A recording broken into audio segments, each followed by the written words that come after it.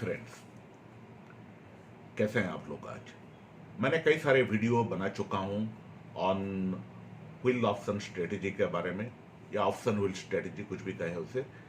और मैंने सोचा अगर कोई भी स्ट्रेटेजी हम लोग अपनाते हैं तो ये जरूरी हो जाता है कि उसमें क्या चीज का रिस्क है, क्या पिटफॉल्स है, इसे समझना जरूरी है। तभी आप अपना जो ट्रेड करोगे उस सावधानी के सहित करोगे। तो इसके लिए आज ये वेरी वेरी इंपॉर्टेंट वीडियो मैं आप सबके लिए बनाया हूं। जो लोग ऑप्शन व्हील स्ट्रेटेजी अपनाते हैं, जो अपना रेगुलर मंथली इनकम के लिए इसे फॉलो करते हैं, इस वीडियो का देखना क्यों जरूरी है, अंत तक देखें तो आपको सब पता चलेगा।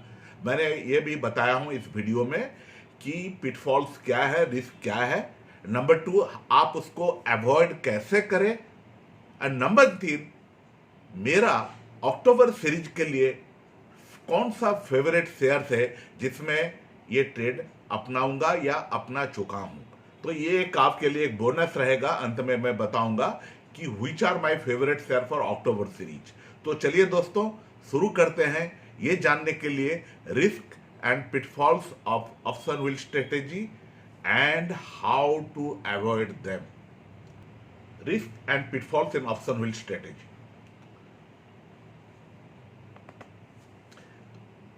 जब भी कोई ऑप्शन, पुट ऑप्शन आईटीएम हो जाता है, तब उस शेयर को हमको खरीदना पड़ता है। और हो सके अगर आप एक ही लॉट में इसको कर रहे हो तो probably in that month you won't get any money from this strategy, क्योंकि उस महीना आपको हो सके कि आपको आपका जो डेरिवेटिव ट्रेड है उसमें आपका लॉस हो भी सकता है। और एक्चुअली ऐसा मेरे साथ भी इस महीना हुआ है। मेरा करीब 5 ट्रेड्स आउट ऑफ सम 16-17 वो इन द मनी हो गया है। एक चीज तो अच्छा है कि मुझे वो शेयर सस्ते में मिल जाएंगे खरीदने के लिए, लेकिन उसको मैं खरीदना पड़ेगा। और इस बार मेरे को ऑप्शन ट्रेड में जो प्रॉफिट हर एक महीना आता है, इस महीना उतना नहीं आएगा।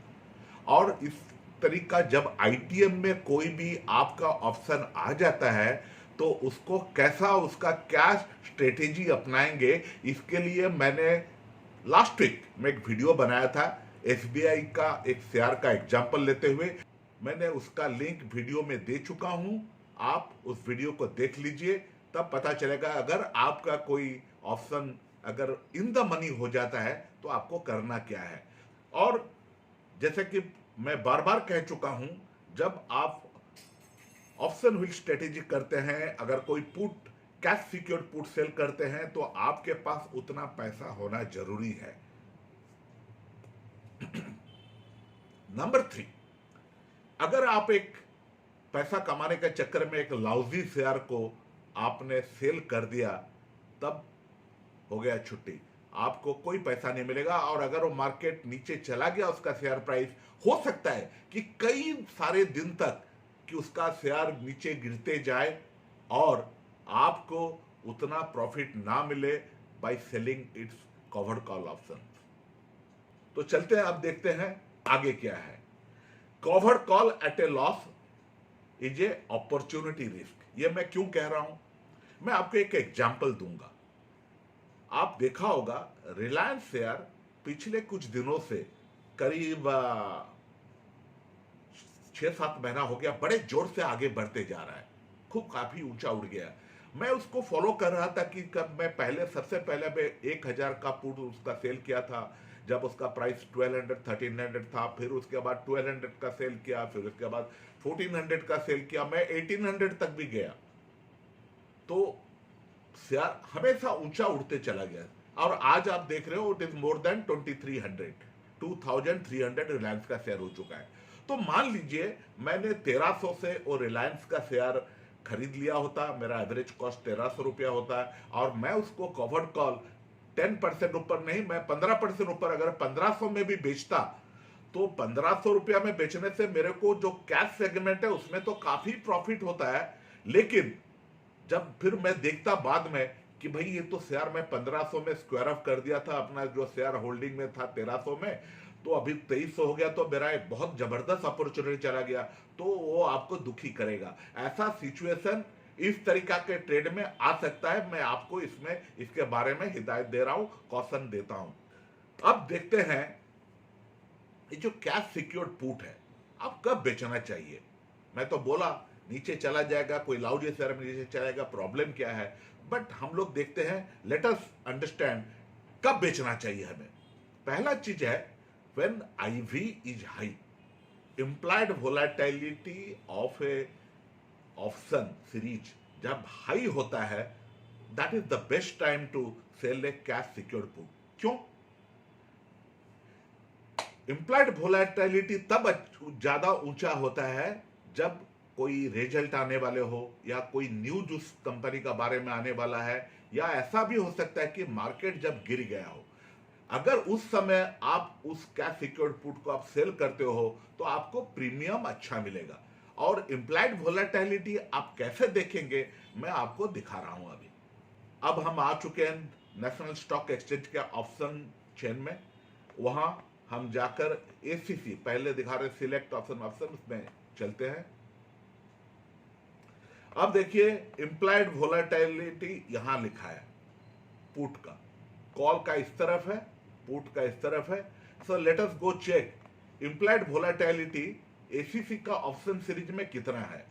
एसीसी का अभी स्पॉट वैल्यू है 1317, और उसके पास अगर आप इम्प्लाइड वोलेटिलिटी देखें, देखिए ये 37, 37, 36, 30, 36, 79, 37, 68, इस तरह करीब 37, 38 है। आप 1200 के अगर पुट सेल करते हो तो आपको 1200 मतलब करीब 9% नीचे आप सेल करते हो, 8-9%, तो आपका इम्प्लाइड वोलेटिलिटी यहाँ है 39.51। अब चलते एक दूसरा शेयर को भी देख लेते हैं। Let us go to Bajaj Finance. Bajaj Finance, तो बजाज फाइनेंस का जब हम देखते हैं, इसका वैल्यू है, स्पॉट वैल्यू था 3536 फ्राइडे क्लोजिंग रेट, और आप जब 3550 में है, देखिए यहां इम्प्लाइड वोलेटिलिटी 33 है। सॉरी, जब हम 3550 में इम्प्लाइड वोलेटिलिटी देखते हैं, यहां ये 46 है, और इसका 10% नीचे 48% है। तो देखिए यहां इम्प्लाइड वोलेटिलिटी ज्यादा है।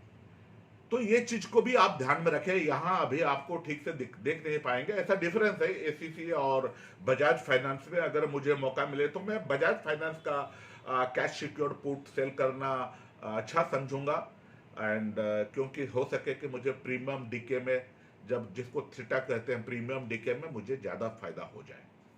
अब हम फिर आ गए हैं अपने प्रेजेंटेशन की ओर।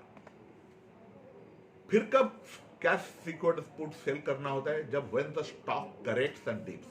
ऐसा नहीं कि आप जब कैश सिक्योर्ड पुट सेल करना चाहते हो अगले सीरीज के लिए, मैंने आपको बताया था before 45 within 30 days to 45 days आपको कैश सिक्योर्ड पुट सेल करना है। इसका मतलब नहीं कि एक ही दिन में you sell all the cash secured put lots on the same day. आप इंतजार कीजिए, आपके पास 15 दिन टाइम है। आप देखिए शेयर ऊपर नीचे होते रहते हैं। आप एक लिस्ट बना लीजिए, जो लिस्ट में, जो शेयर में आप कैश सिक्योर्ड पुट सेल करने वाले हो, उसमें आप देखिए आज कौन सा शेयर नीचे गया है, कौन सा ऊपर गया है, क्योंकि शेयर हमेशा ऊपर नीचे होते रहते हैं रेजिस्टेंस सपोर्ट वैल्यू के हिसाब से। अगर वो लोग नीचे गया है तो जो नीचे गया है आज उसको सेल कीजिए। 2-3 दिन के बाद देखते हैं कोई दूसरा शेयर है जो कि नीचे गया है, तब उसका कैश सिक्योर्ड पुट 10% नीचे, या 5 या 15, जो भी आपको पसंद है, आप कितना रिस्क लेना चाहते हो उस हिसाब से उसको आप बेचें। नेक्स्ट है when A share spot price is eight support level. देखिए ये एक बहुत बड़ा चीज है। रिलायंस हो, स्टेट बैंक ऑफ इंडिया हो, या कोई और भी शेयर हो, उसका ऊपर नीचे होना बहुत ही कॉमन चीज है। तब आपको क्या देखना है, आप कई सारे वेबसाइट्स है वो आपको दिखा देते हैं कि भैया what is the support price for this share and what is the resistance level. जब हम कैश सिक्योर्ड पुट की बात करते हैं तो हम सपोर्ट प्राइस को देखेंगे। जब सपोर्ट प्राइस पे कोई शेयर आ चुका है इन द स्पॉट, ध्यान में रखिए इन द स्पॉट, तब उसका 5, 10, 15, 20 जो भी आपके पसंद है उससे नीचे, तब आप उसका कैश सिक्योर्ड पुट सेल करें। क्यों? कि उसके बाद उस शेयर का ऊपर उठने के लिए चांस है, बहुत ज्यादा चांस है। तो एक अगर अच्छा आप चार्ट देखते हो, अगर आपको आप खुद कर सके सपोर्ट और उसका रेजिस्टेंस लेवल का आप लाइन खींच सकते हो तो बहुत अच्छा। अदरवाइज कई सारे साइट्स है, आप वहां से चेक कर सकते हो जिस शेयर में आप पुट सेल करने वाले हो वो शेयर एक्चुअली स्पॉट में सपोर्ट लेवल पे आ चुका है या नहीं आ चुका है। देखिए अब मैं आपको अपना ड्रॉ किया हुआ एक सपोर्ट और रेजिस्टेंस लेवल का दिखाया हूं। नीचे वाला जो लाइन गया है वो सपोर्ट प्राइस है, यह मारुति का देखिए सबसे पहले 6200 में था, उसके बाद फिर नीचे आया तो ऊपर जाने का बाद 7100 के करीब जाने का बाद फिर करीब 6800 के आसपास आ गया था, फिर अब वो ऊपर गया है। So again it has got a support for about 7100, उसके बाद फिर ऊपर जाएगा। तो जैसा ये ऊपर नीचे होते हैं, इस ग्राफ, इस तरीका का ग्राफ को सामने रखिए, then you take a conscious decision, एक इन्फॉर्म डिसीजन लीजिए कि हाँ अब मौका आ गया इस शेयर में मुझे पुट सेल करना है। वो 5% नीचे या 10% नीचे या 15% नीचे, दैट इज योर कॉल। अब चलते हैं कॉवर्ड कॉल कब सेल करें। जब शेयर आपको मैं दिखाया चार्ट, एक वेव जैसा अपना शेयर जो है ऊपर नीचे होते रहेंगे। कोई भी शेयर जब टॉप ऑफ द वेव रहता है तब उस समय उसका कॉवर्ड कॉल 5% ऊपर, 10% ऊपर, 15% ऊपर, 20% ऊपर, जैसा आपको अच्छा लगे उस हिसाब से उसका कॉवर्ड कॉल सेल कीजिए।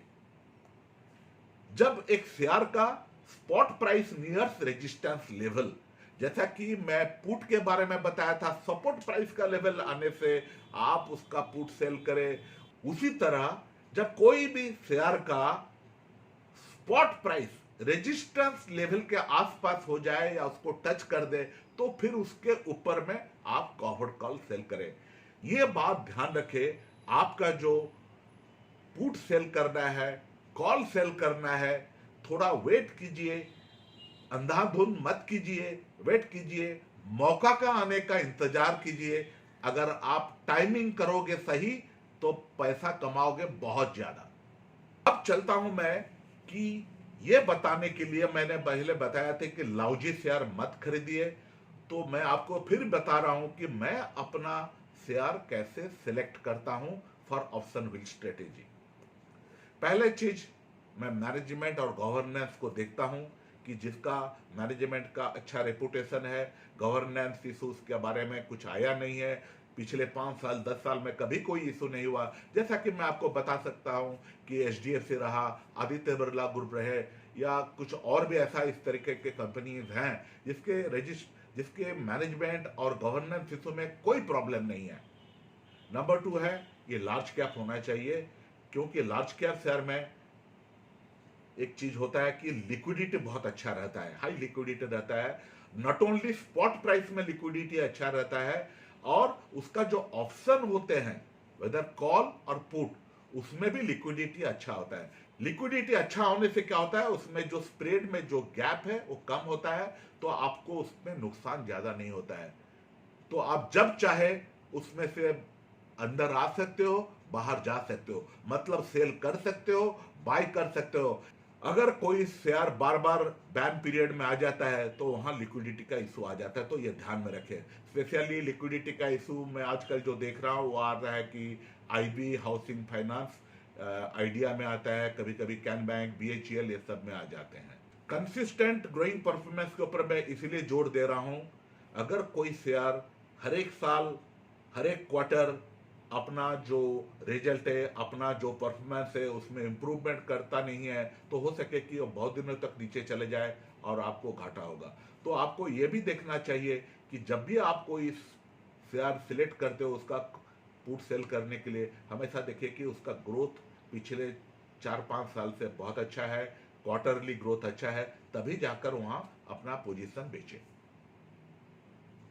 डिविडेंड यील्ड, डिविडेंड यील्ड भी शेयर का अगर अच्छा है तो मान लीजिए आपने आपका कोई भी शेयर इन द मनी हो गया, आप उसको खरीद लिया और आपके पास शायद टाइम नहीं है कि हम उसको कवर्ड कल बेचें या कवर्ड कल बेचने के लिए अच्छा मौका नहीं मिल रहा है, तो कम से कम वो शेयर अगर आपके पोर्टफोलियो में है तो कम से कम उसमें तो डिविडेंड यील्ड तो अच्छा आएगा, डिविडेंड तो अच्छा मिलेगा। मैं आपको एक एग्जांपल देता हूं, कोल इंडिया।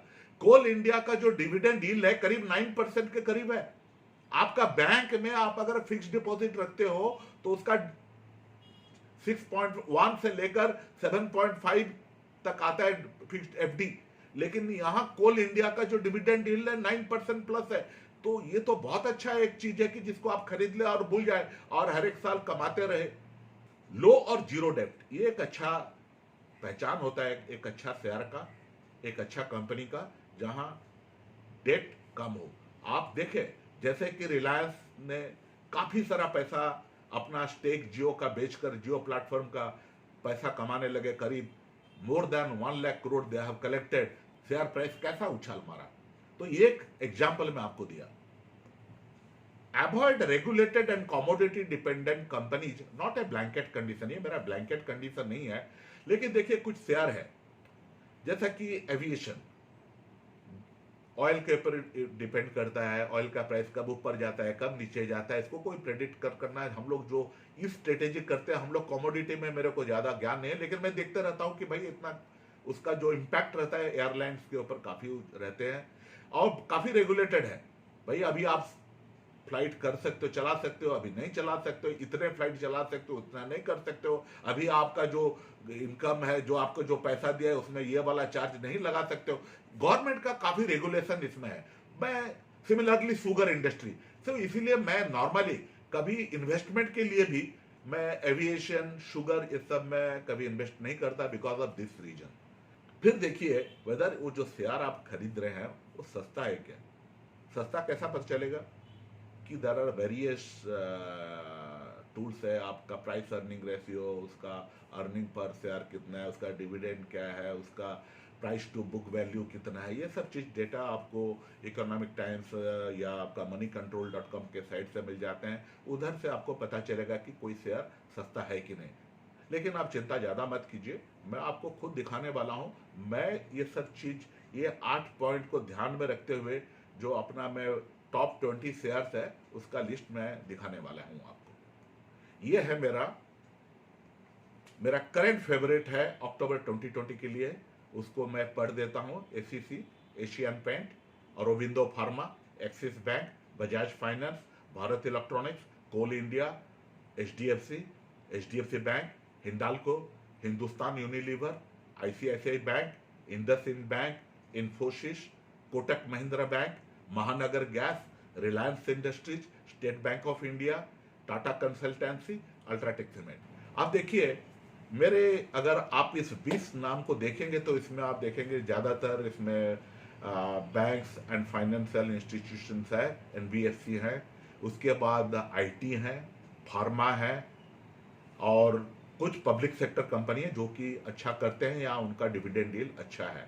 या उनका प्रोस्पेक्ट काफ़ी अच्छा है। जैसे कि Bharat electronics, because it deals with defence equipment और आजकल का जो सिचुएशन है देश में, तो इसका मैं सोचता हूँ कि इसमें ग्रोथ ज़्यादा होगा, तो इसीलिए मैं इसको लिस्ट में रखा हूँ। तो इस तरीके से ये मेरा 20 शेयर्स है। आप भी अपना लिस्ट बनाइए या अगर आप चाहे तो इसमें आप पेपर ट्रेडिंग कर सकते हैं। आप देखिए इसमें आपको अगले महीना आप चेक कर लीजिए पेपर ट्रेडिंग करने के बाद इसमें आपको फायदा हुआ कि नहीं। ये था आज का इस वीडियो। अगर आपको इस वीडियो पसंद आया तो ज़रूर लाइक कीजिए, शेयर कीजिए और सब्सक्राइब बटन ज़रूर दबाइए। और मेरे नीचे दिया हुआ जीरोधा का जो लिंक है उसमें अपना जीरोधा अकाउंट खोलिए अगर आपके पास जीरोधा का अकाउंट नहीं है। और बाकी फिर मैं अगला वीडियो में बताऊंगा ऑप्शन स्ट्रेटेजी के बारे में और दूसरी चीज़ों के भी बारे में, जिसके बारे में आपका क्वेरी मेरे पास आता है, तब मुझे ये मोटिवेशन मिलता है कि चलो इस सब्जेक्ट पे ऊपर कोई वीडियो में बनाओ। तो आज के लिए इतना, धन्यवाद, thank you very much, bye.